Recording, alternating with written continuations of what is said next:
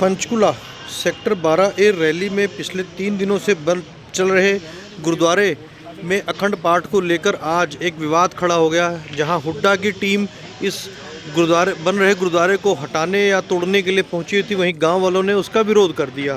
गांव वालों का कहना था कि इस जगह के लिए हमने पहले से अप्लाई किया हुआ है और हुड्डा की तरफ से हमें आश्वासन दिया गया है कि ये ज़मीन आपको एलोकेट की जाएगी, तब हमने यहाँ पर अखंड पाठ रखवाया हुआ है।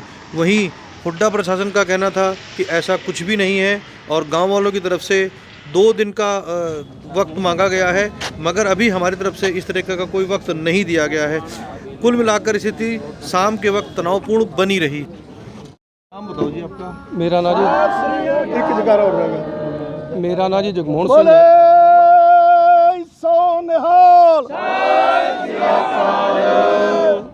बताओ जी, नाम बताओ। मेरा नाम जी जगमोहन सिंह है। क्या मामला हुआ था भी हुड्डा की टीम आई हुई है यहाँ पे? इस तरह जी भी ਅਸੀਂ ਸਾਰੇ ਰੈਲੀ ਨਗਰ ਦੇ ਨਿਵਾਸੀ ਹਾਂ ਤੇ ਇਹ ਸ਼ਹਿਰ ਜਿਹੜਾ ਸਾਡੀਆਂ ਜ਼ਮੀਨਾਂ ਨੂੰ ਲੈ ਕੇ ਵਸਿਆ ਹੋਇਆ ਹੈ ਤੇ ਹਰ ਸੈਕਟਰ ਦੇ ਵਿੱਚ 2-2 4-4 ਮੰਦਿਰ ਨੇ। ਇੱਥੇ ਹੁੱਡਾ ਨੇ ਇੱਕ ਪਲਾਟ ਦੀ ਐਡਵਰਟਾਈਜ਼ਮੈਂਟ ਕੀਤੀ ਸੀ ਗੁਰਦੁਆਰਾ ਵਾਸਤੇ ਜਾਂ ਕਿਸੇ ਧਾਰਮਿਕ ਸਥਾਨ ਵਾਸਤੇ।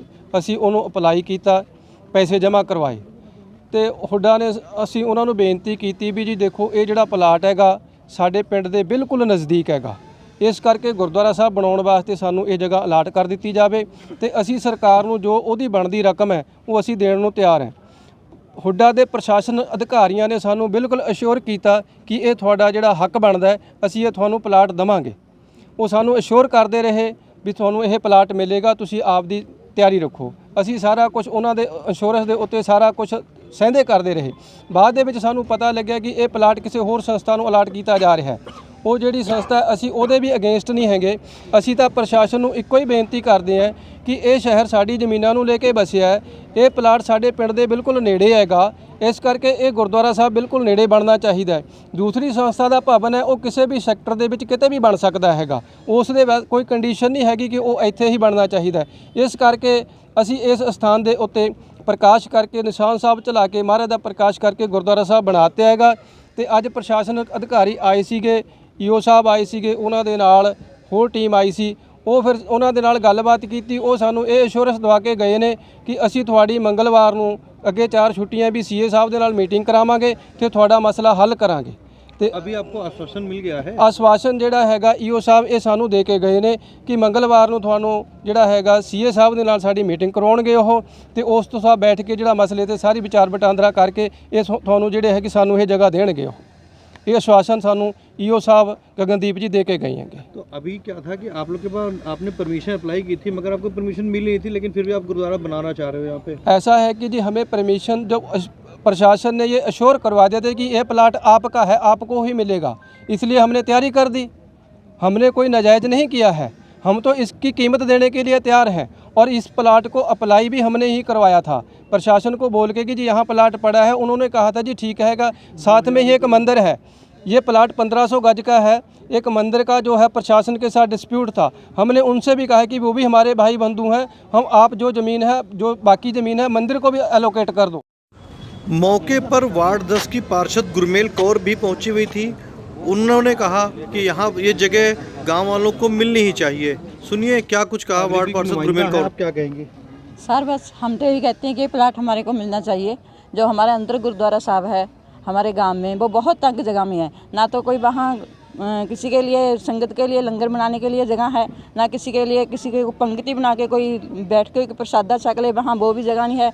इसलिए कहते हैं सेक्टर वासियों के और गांव वासियों के बीच में ये प्लाट है, इसलिए प्लाट हमारे को ही मिलना चाहिए।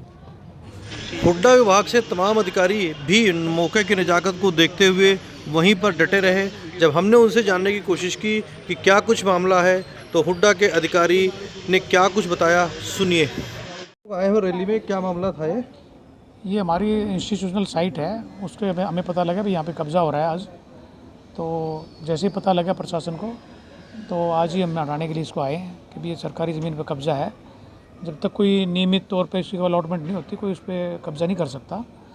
तो अभी इन्होंने टाइम मांगा 1-2 दिन का कि अखंड पाठ चल रहा है तो हम हटा लेंगे इसको। तो अभी तो अपडेट यही है।